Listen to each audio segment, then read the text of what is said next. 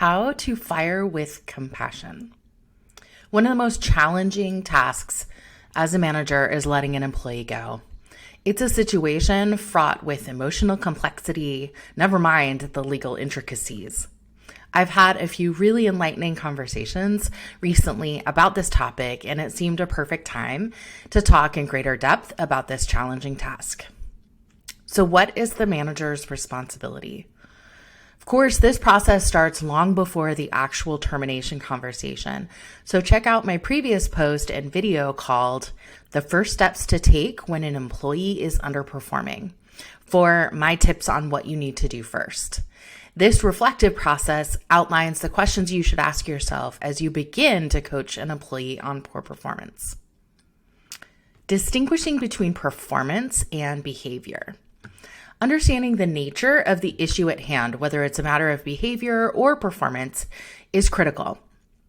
Performance issues like discrimination or harassment may warrant immediate termination. However, performance issues often call for a more nuanced approach, including performance improvement plans. This distinction is essential in tailoring our approach to ensure that it aligns with company values and the circumstances at hand. So the termination conversation. Let's talk about how to take a compassionate approach. When the time comes to actually have the termination conversation, several key principles can guide us toward compassion. Number one, make sure the right people are in the room. Don't push this conversation off to someone else. If the employee is your direct report, you should be the one to have the conversation. It is a good practice to have a second person in the room, such as HR, but as the manager, the conversation is your responsibility. It really comes with the territory as a people leader. Number two, give the situation the reverence it deserves. If you're nervous on the day of the conversation, that's okay. If you can't sleep the night before, that's probably a good thing. It means you're giving this situation the appropriate level of reverence. Never forget that someone losing their job, regardless of the reason, is a life-changing event. And it should not be easy for you to tell someone that they're losing their job. Number three, company values in action. Termination is a critical moment to embody your company's values, demonstrating care and respect even in difficult situations.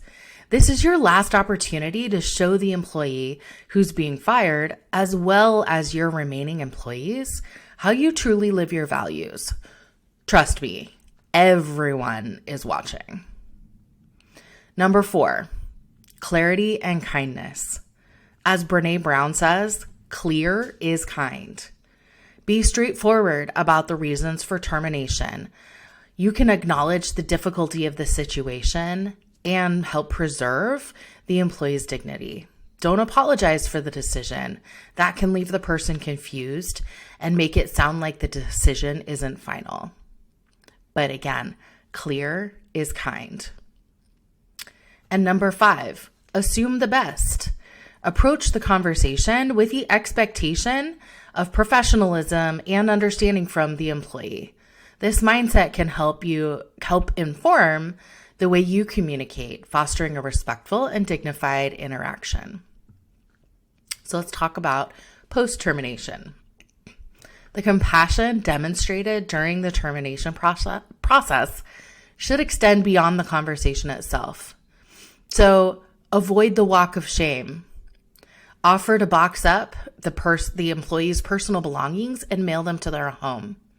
And allow the employee to say goodbye to their colleagues if they would like. These can all contribute to a respectful departure. These gestures matter.